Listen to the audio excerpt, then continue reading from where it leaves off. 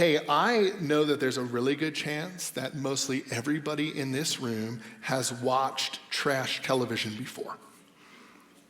Like, and some of you are like, no, I've never. And what I mean by, let me explain, what I mean by trash television is dating shows, right? Some of you are just neck deep in The Bachelor right now, like right at this very moment, and you are invested.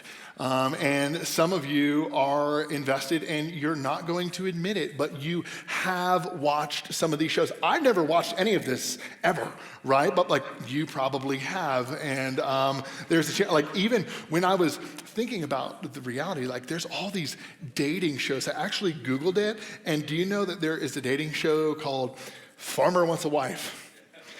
There's at least Jory watches it, right? He watches Farmer Wants a Wife, and he's invested. And if you have any questions, just talk to him after the service. But for those of you who have never watched trash television before, let me explain what a good old dating show is like. On these dating shows, normally these beautiful contestants are taken to some beautiful location in the world, normally an island, and they're set up on these luxurious dates where they go and they eat wonderful food and they talk about their lives and they reveal some of who they are in those dates and conversations. And really, I guess that, you kind of go through the process of this dating show, and if you come out the other end, I don't know if you win anything except for a relationship with this person. And you're kind of on cloud nine. You're in this beautiful place. You're on a mountaintop, if you will. And then when it's all over, after you found your perfect match, they are sent off of the island and they go back to the real world. And it's in the real world where their love is tested. And for anyone who is married in the room, you know that love isn't just a mountaintop experience, but it's actually choosing to love a person, even though you realize at some point that they're a little crazy. Like there's some things that maybe bother me, or that's marriage on both sides. There's some things that will kind of be striking whenever I do premarital counseling. I'm like, hey, there's gonna be things that are frustrating about this person. And to love them means you're going to choose to love them even in the midst of those things. And that's why when you read the tabloids at the end of these shows, none of these people ever stay together, right? Maybe some of you are like Bachelor exceptions. You're like, wait a minute, what about so-and-so? Whatever, all right? But the reality is, they come off of this mountaintop, they come into the real world, and they don't last because they're not interested in choosing to love and to stay and to commit. The mountaintop was nice, but then they come home and they hit the valley and they're like, I'm out. Get ready for this tie-in to the book of Exodus. Israel, at the end of chapter 4, which Clark did a phenomenal job preaching last week, the second part of chapter 4. If you didn't listen to that, you should go back and listen to it on our podcast. But at the end of chapter 4, Israel is on the mountaintop. They are glad, they are excited, they are experiencing this high because Moses and Aaron just returned to them and to their leaders, and they shared this promise that God has of deliverance. God is going to deliver the people of Israel out from under the oppression of Egypt. And God even sent Moses and Aaron with signs to prove that he is actually going to deliver them and he will show himself faithful. And we see at the end of Exodus 4, in verse 31, we see this. And the people believed. And when they heard that the Lord had visited the people of Israel, that he had seen their affliction, they bowed their heads and they worshiped. Israel is just worshiping the Lord with exuberance. He is going to save them. How wonderful it is. They are on the mountaintop. They're excited. They're hopeful. But this excitement and this hopefulness is short-lived. They are soon about to crash down into the valley, and their hope is going to be lost. So, the story continues in chapter 5 that Kate just read to us with the second part of the task that Moses and Aaron were given from God. They were to go and first off tell Israel, the Israelite elders about God's promise and what he was going to do. And now they need to go to the Pharaoh, to the king of Egypt, and tell him that they have met with God and he needs to let the Hebrews go. Let's look at verse 1 all the way to verse 5 again. Afterward, Moses and Aaron went and said to Pharaoh, "Thus says the Lord, the God of Israel, let my people go, that they may hold a feast to me in the wilderness." But Pharaoh said, "Who is the Lord, that I should obey his voice and let Israel go? I do not know the Lord, and moreover, I will not let Israel go." Then they said, "The God of the Hebrews has met with us. Please let us go a 3 days' journey into the wilderness, that we may sacrifice to the Lord our God, lest he fall upon us with pestilence or with the sword." But the king of Egypt said to them, "Moses and Aaron, why do you take the people away from their work? Get back to your burdens." And Pharaoh said, "Behold, the people of the land are now many, and you make them rest from their burdens." So Moses and Aaron, with all of the power of God behind them, all of the power of God on their side, they go to the Pharaoh, the most prominent, powerful man in the land, and they say to him, "Thus says Yahweh. Thus says the God of Israel." This is a statement of authority. This is a statement of power. They're name dropping. Have you ever been around somebody who name drops in order to gain a little bit of leverage? This is what they're doing. This is a significant moment because they're dropping the name of the God of the Hebrews, the one who they see as Adonai, the sovereign, the king of all the earth. And they're throwing his name in the face of the Pharaoh. This is significant, but that's not the only thing that's significant. It's also significant that Moses is the one doing this. I mean, if you've been tracking with us at all, the lessons that Moses had to learn to get to this place is phenomenal. And they are many. Moses, he lacked confidence in the Lord. He lacked courage as a man. And now he's standing in the face of the most powerful man in all the land, carrying a message from God to let his people go. And we see extreme courage happening on Moses' part, but we also see he's a little nervous, he's a little shaky. And the way we see that is he actually fumbles the words that God had given him to go and to talk to Pharaoh about. He asked that Israel be let go to have a feast in the wilderness indefinitely. He kind of leaves this open-ended. And this isn't what God actually asked Moses to do. Instead, what God said was go to Pharaoh and ask for a 3-day retreat with God in the wilderness, a sabbatical of sorts. And the reason God told Moses to do that was it was actually common in ancient times to ask low and then increase over time. So Moses is being courageous. He's stepping out in faith, but he's clearly shaky. He's nervous. Nevertheless, Pharaoh responds with a no way. He doesn't bite. He actually says, he mocks them in a sense. He says, "Who's Yahweh? Are you kidding me? I don't know him. I have no reason to listen to him." So Moses and Aaron actually, if they had some courage meter, you begin to see the meter go down. Moses and Aaron, they begin to bargain and seemingly become less confident in their asks. They're no longer demanding, but they're actually requesting from Pharaoh that he would let the people go. But Pharaoh continues to refuse because he does not know the Lord. So why would he respect his demands? This is a crucial part of the story of the book of Exodus. The anti-God Pharaoh refuses God's orders. And the reason the anti-God Pharaoh refuses God's orders is because he doesn't know him. He actually doesn't know his name. And if we look back a couple chapters, and if you remember, we just talked about this a couple weeks ago, God reveals himself, reveals his name in a burning bush. It's here where God actually, through an angel of the Lord, tells Moses that he is. That's translated to, his name, he gives his name Yahweh. And it's here that he tells him that he's going to deliver him and his people out of Egypt. And after God delivers to Moses his name and invites him in to kind of know God a little bit more personally, he actually, through the conversation, begins to unravel more and more of what this name means, who he is. If you remember, if you think about Rich Dugan, if you know me even a little bit, even if we're not really personally connected, or if you just kind of see me talk up here occasionally, if you hear the name Rich Dugan, there's probably a name that pops in, or a face that pops in your head, and probably some thoughts. Maybe they're positive thoughts, maybe they're negative thoughts. I guess it depends, right? The same way that when I think about you, or I hear your name, you pop into my mind, and I have some idea of who you are. What I appreciate are encounters together. So God in this conversation is actually filling out who he is with Moses, and he shows Moses that he is self-defining, that he is a promise keeper, that he is all powerful, that he is a sustainer, that he is the provider of everything that's ever needed for his people, that he is all sufficient. Like if Yahweh was God, is God, then like he can't not be those things, right?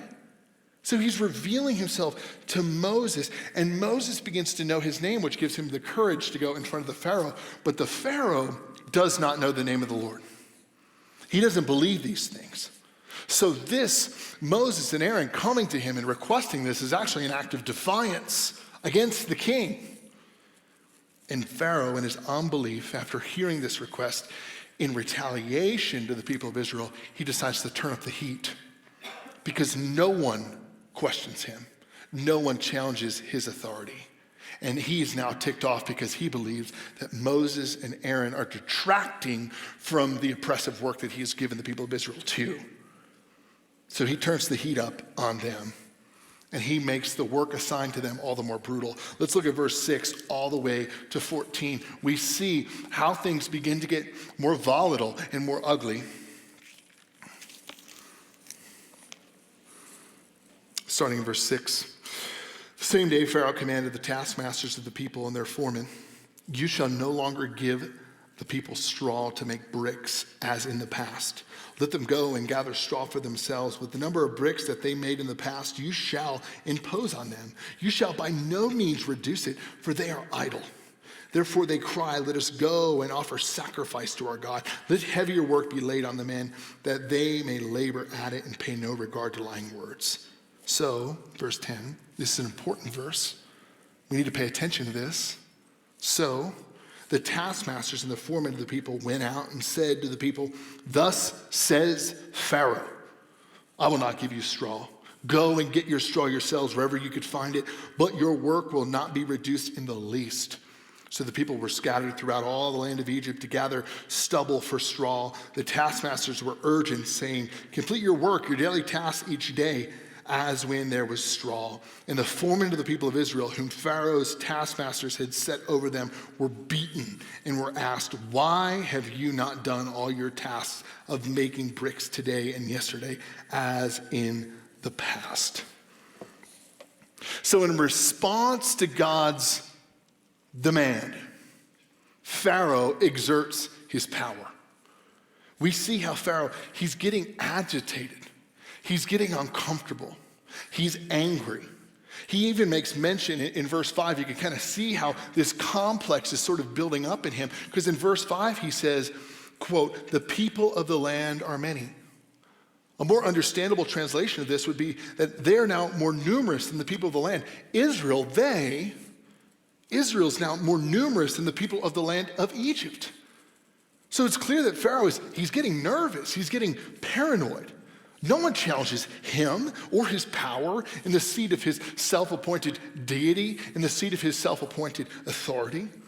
In Israel, they've grown larger than the people of Egypt. They are swarming the land.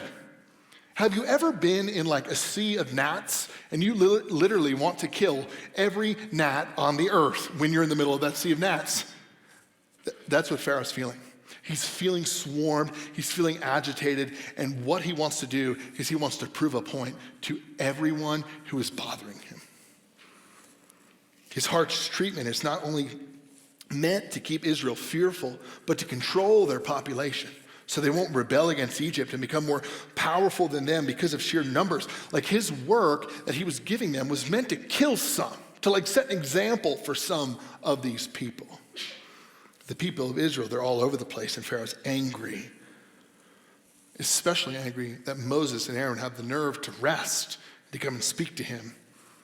He feels threatened. And we have the privilege, when we read stories like this, especially in narrative format, we have the privilege of stepping back and kind of seeing what's going on. because we have the grander story in view and we're able to read ahead.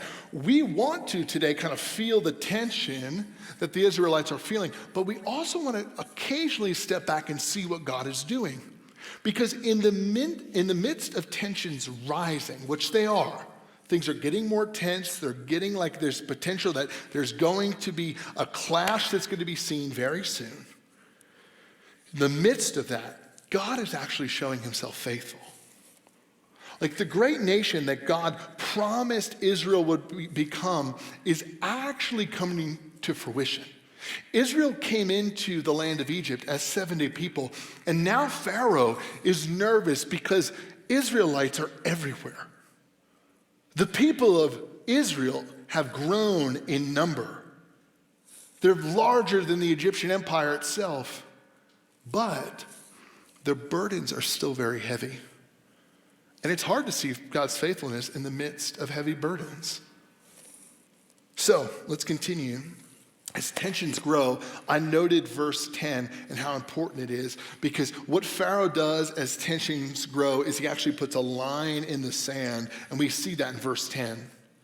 Pharaoh's not interested in backing down. In fact, he wants to release the full power of his role and of his seat on the Israelites and their so-called God. So we see in verse 10 the taskmasters and the foremen. The foremen were actually, by the way, they're Hebrews who were just the leaders of the slaves. They were slave leaders of the slaves who were doing the oppressive work of Egypt. The taskmasters and the foremen, they come out to Israel and they say this. They say, "Thus says Pharaoh, you're not going to get straw for brick anymore," which is really important because straw actually acts as a filler or an adhesive to make bricks more quickly and efficiently. You're not going to get straw for bricks anymore, and we're actually not going to lower your quota. We're going to expect the same out of you. This is the word of Pharaoh.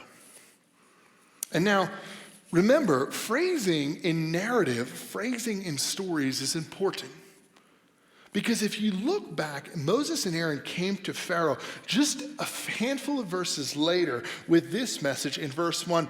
They say, "Thus says Yahweh, the God of Israel." And just shortly thereafter, we read, "Thus says Pharaoh." My friends, if you read this correctly, you realize that this is a war. This is the clash of the gods, the clash of competing authorities, the repercussion of a fallen and broken world, the confrontation that happens between good and evil. It's happening. Pharaoh is standing up to the God of the Hebrews, and the God of the Hebrews is asking Pharaoh to stand down, but he's refusing. But although this is happening, it's not necessarily a shock. We saw this coming. If you think back to chapter 3, verse 19, we see that the king of Egypt will not let you go. This is God's word to Moses. The king of Egypt will not let you go unless compelled by a mighty hand. And God's not saying that Moses is the mighty hand. He's actually referring to his own. And then last week, you heard how Pharaoh's heart in chapter 4, verse 21, Pharaoh's heart will be hard, and he won't let the people go. This clash is evident. We saw it coming, and now it's here. Now, although this clash is a little bit jarring, the clash of competing authorities has been present for a while. This harkens back to the very beginning of time, the very beginning of humanity. When Adam and Eve, they turned their back on God, assuming that their way was better than his, creating the great sin divide, creating this separation between God and humankind.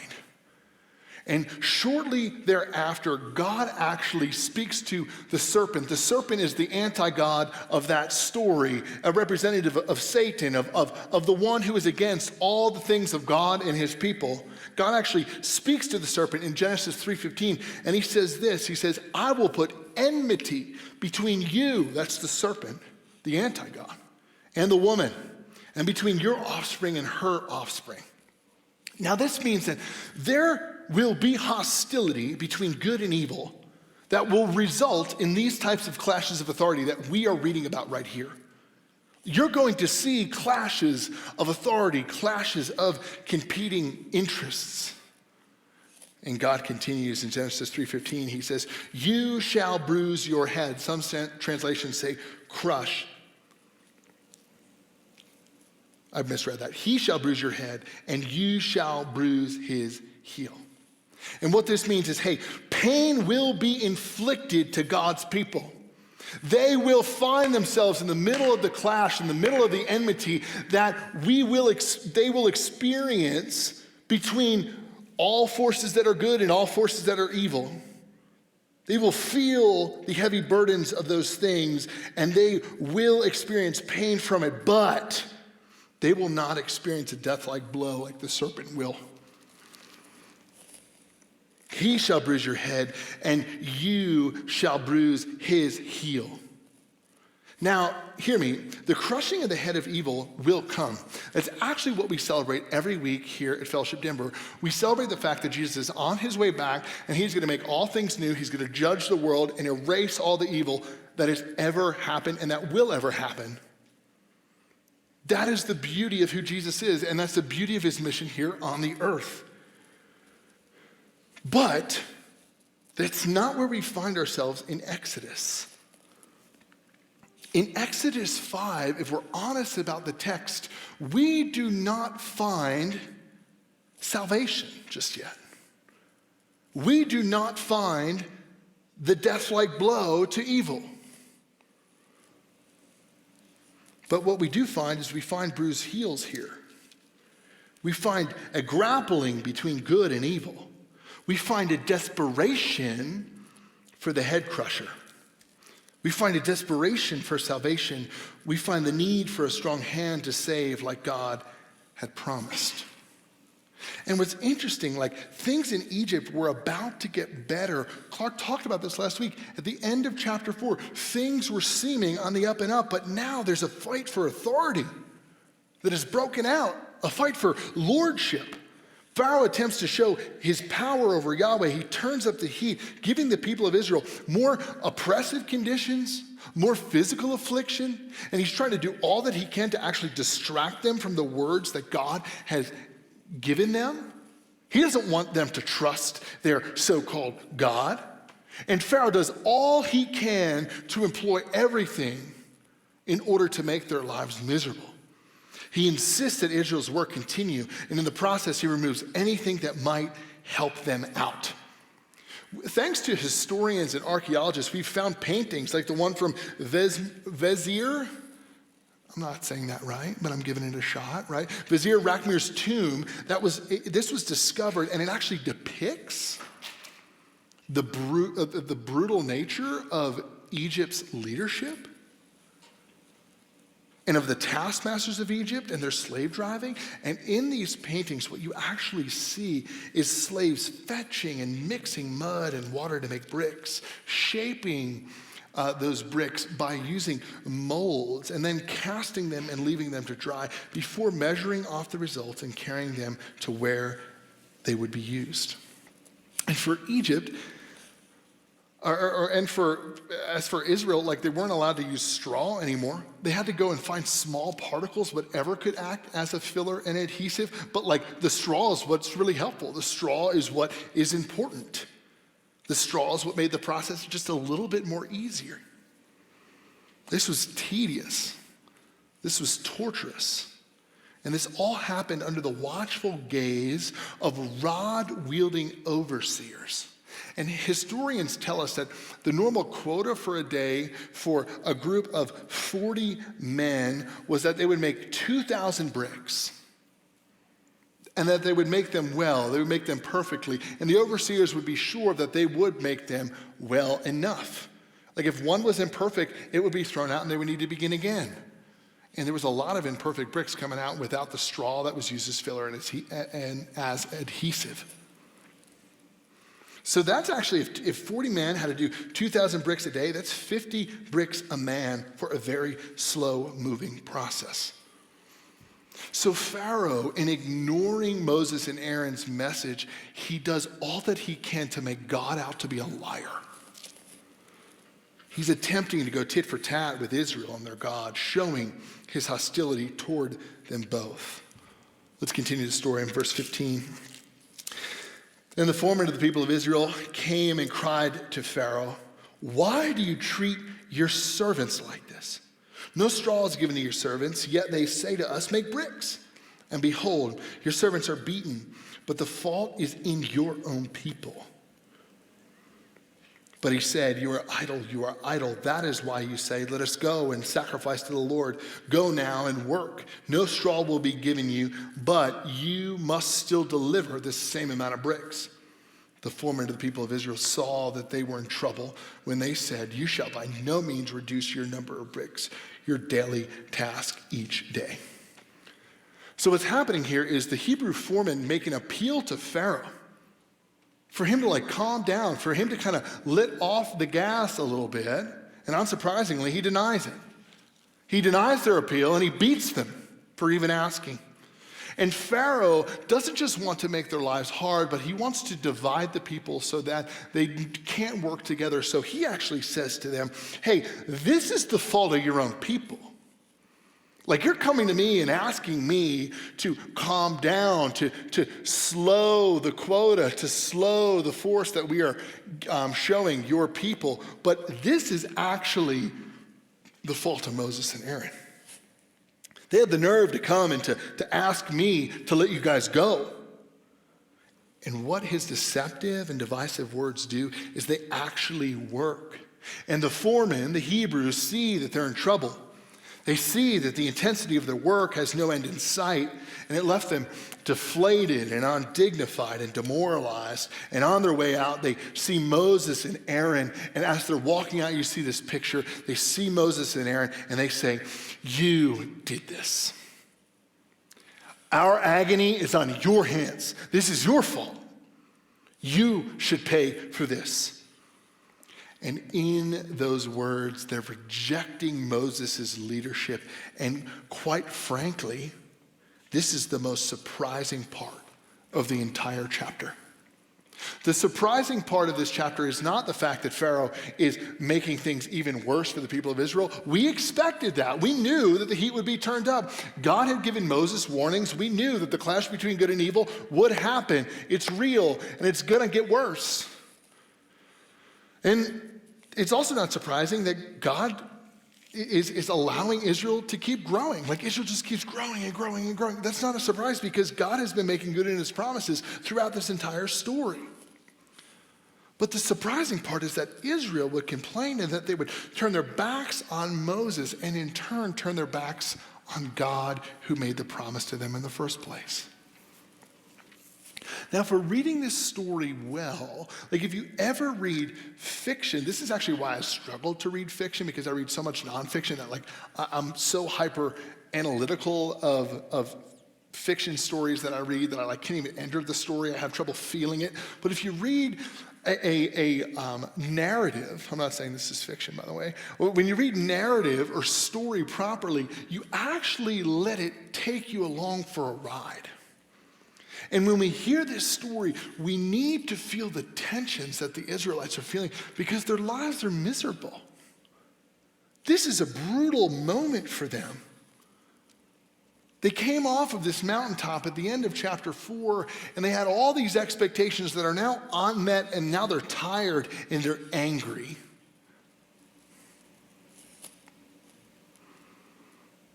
And we see Moses' response too, which is interesting. Look at verse 22 and 23. Then Moses turned to the Lord and said, "O Lord, why have you done evil to this people? Why did you ever send me? For since I came to Pharaoh to speak in your name, he has done evil to this people, and you have not delivered your people at all." Moses, he's confused. And he's shouting. He's like, "Why? Why me? Why this? Are you kidding me? I'm obedient, and this is what you do? This is how you repay me?" The tone of all of chapter 5 is summed up in Moses' disappointment, in Moses' devastation, in Moses' confusion. This is a dark moment, my friends, for Israel and for Moses. Now again, if we zoom out just a little bit, we see this tension a little bit more clearly. For Moses and for Israel, they, like right at this very moment, they find themselves in the in-between. They have been promised deliverance from God himself. And not just an escape from Egypt, not just like, hey, you're going to get out from under slavery, but you're actually going to go into a land filled with abundance. And then Israel finds themselves in chapter 5 where just their lives are miserable. They find themselves between the promise that was made and the promise being fulfilled. And this time is proving tumultuous. Like they're in this waiting room where it's not a lavish life, but they find themselves waiting for God to fulfill his promise in the midst of horrible circumstances. And in the midst of their horrible circumstances, in the midst of chapter 5, we see two things that are really clear. Two things that are happening and increasing. One is that evil is intensifying. The heat is being turned up and up and up and up and up.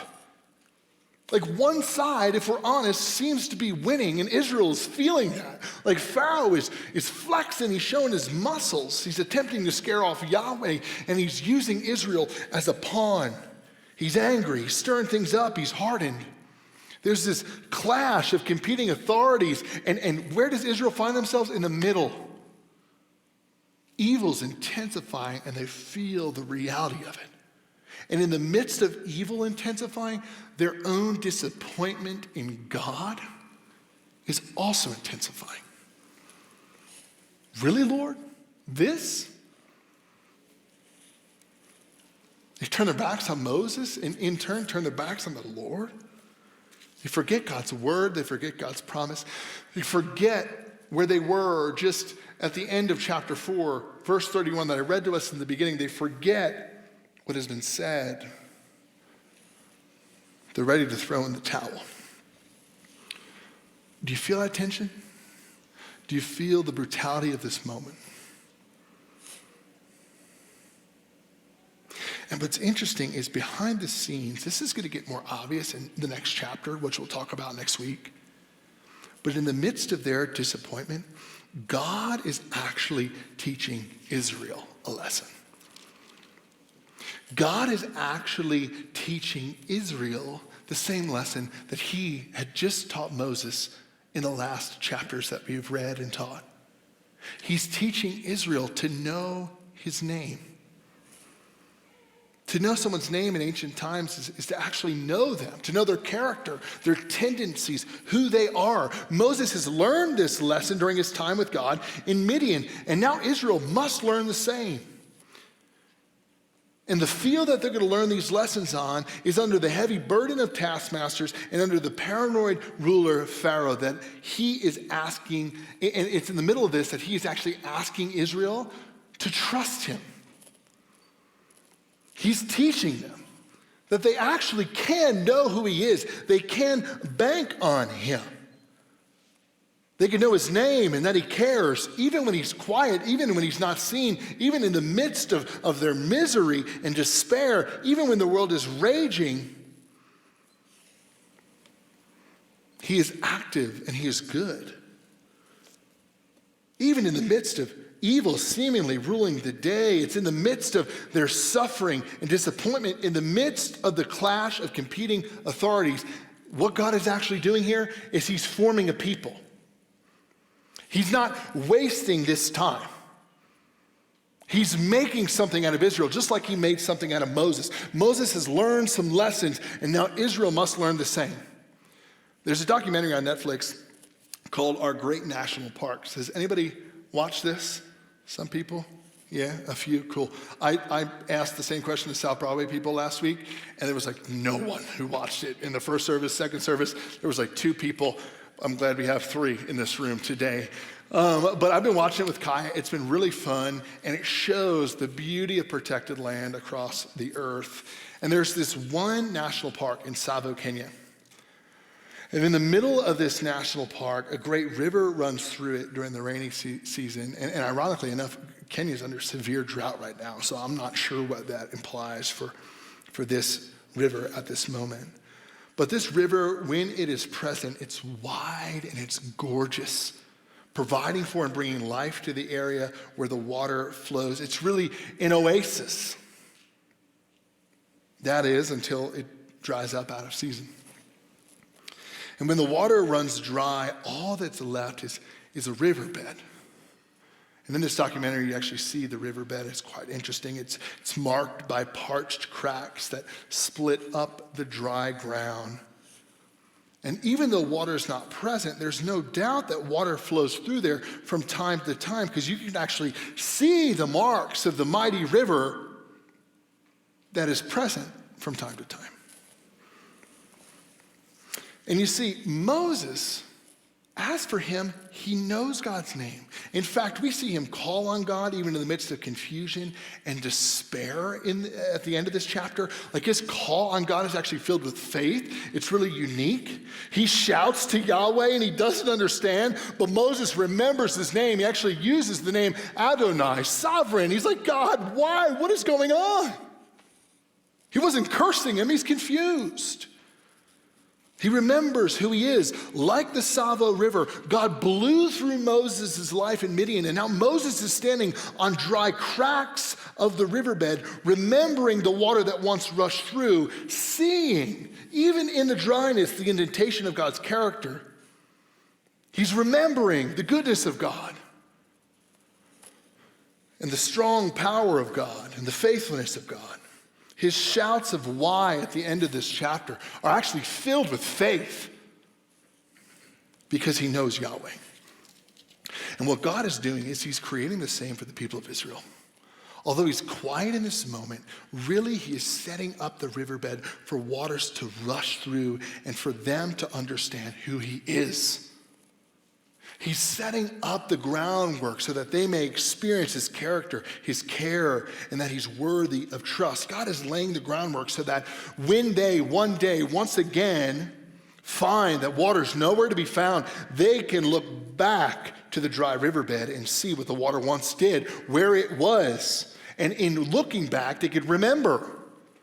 In that moment, they could remember the character of God and they could bank on it. In that moment, they could choose to trust God.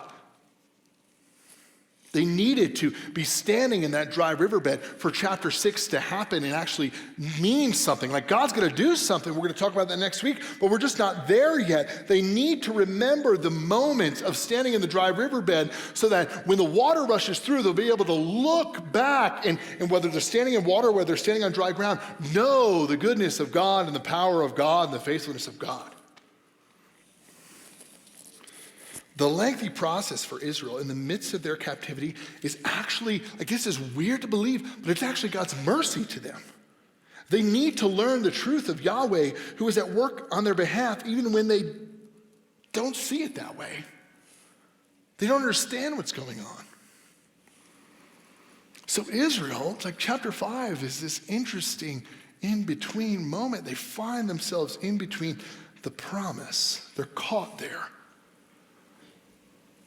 And so are we.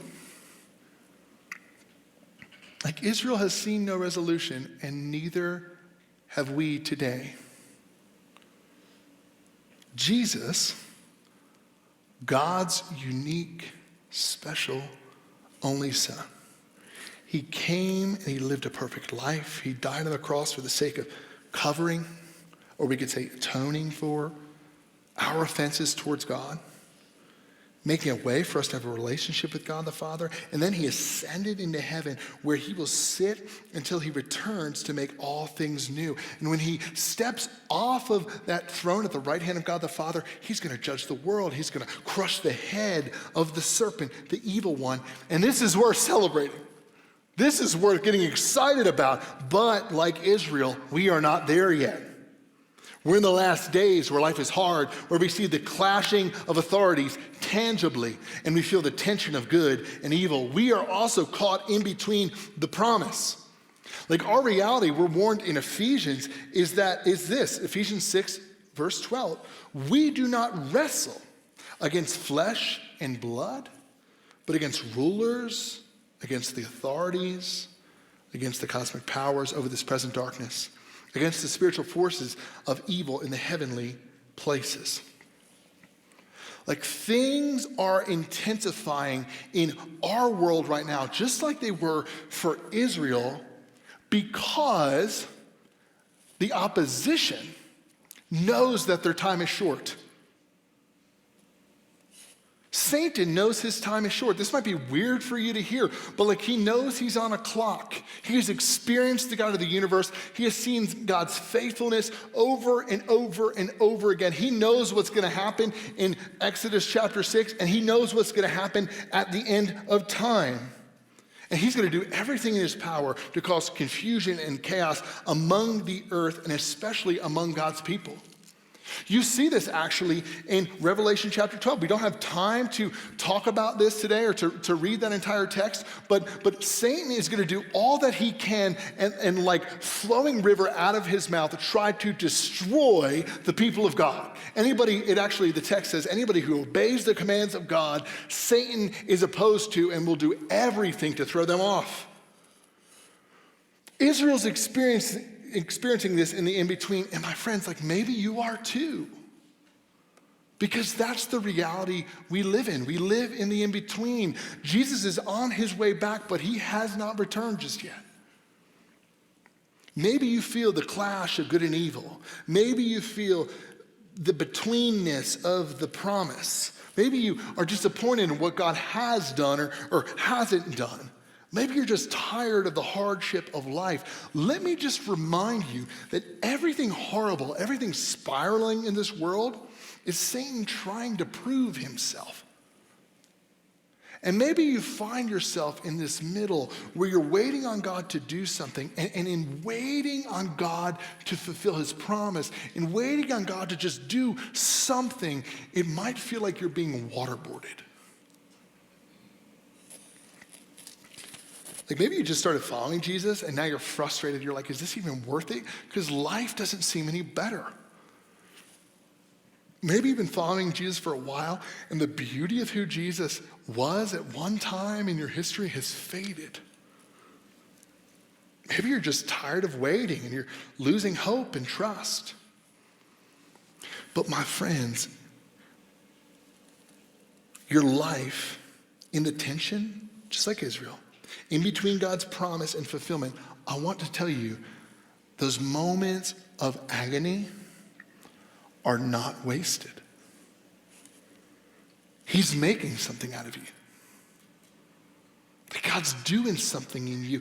God does his deepest work in the waiting and in the moments of agony, in the in-between. He wants to prove himself faithful to you.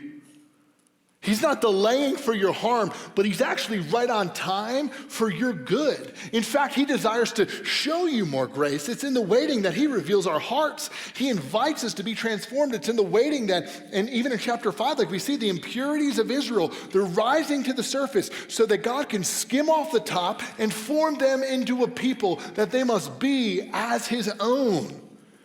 In the crushing reality of life, God, my friends, hear me, he's remaking you.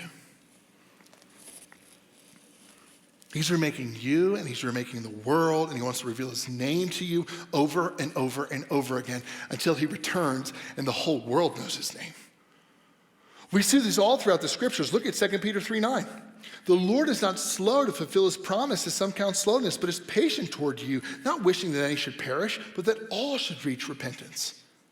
Isaiah 30:18, therefore the Lord waits to be gracious to you, and therefore he exalts himself to show mercy to you, for the Lord is a God of justice. Blessed are all those who wait for him. You see all throughout the Psalms this waiting and this agony in the midst of the waiting, but then God sometimes by the end of the Psalm you see him prove faithful and sometimes you don't. John Flavel, a Puritan theologian, and also one of the coolest names I've ever experienced. He said this: the delay of your mercies is really for your advantage. Doesn't that just make you angry? You know what I mean? It's like, what are you talking about? It's for my advantage. The delay of your mercies is really for your advantage. Why is that? Because delay, you could even replace delay with disappointment. Delay is preparing your heart to receive mercy, that you receive it with the greatest advantage of comfort. The foolish child would pluck the apple while it is green, but when it is ripe, it drops of its own accord and is more pleasant and wholesome. It is greater mercy to have a heart willing to entrust all to God and to be at his disposal than to enjoy presently the mercy we are most eager and impatient for. So my friends, let me land this thing here. When you feel the tension of a broken world competing for you, like you're going to. If you haven't, you're going to. When you feel that, be encouraged because God is not going to delay. We long for chapter 6. We long for Jesus to make things right. And I want to encourage you, he will. He's still a rescuer, and we will see him return soon. But until then, we can bank on his name. We can bank on who he is, even though we don't know what is going on. Until then, we can actually stand in the riverbed and remember what he has done for us. We could recall his goodness. We could recall things like the cross and the empty tomb. We could recall the fact that he is good and faithful and that he cares.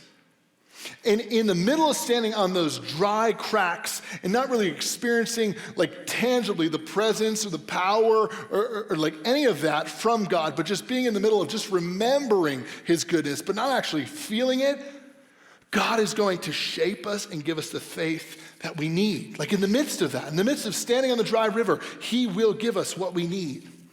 And this is what we actually see in Moses' frustrated prayer. Moses' frustrated prayer isn't eloquent, it's not filled with the promises of God, but it's a far different prayer than the one he didn't pray chapters ago when he tried to save Israel by himself by killing that Egyptian man. Moses is a far different man.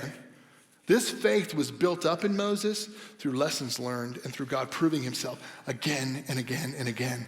And my friends, God wants to do the same for you. Let's pray. So God, we are all sitting in here, and some of us might be in different places. Some of us might be in really good seasons where disappointment's just so far from us that we might not even understand or even feel any of this. And some of us might be at the pit of despair where this actually resonates pretty clearly. God, I pray that you would help us to see your goodness and your grace and help us to recall your faithfulness as your people here at Fellowship Denver. Lord, bless us now as we come to the table and remember your death. In Jesus' name, amen.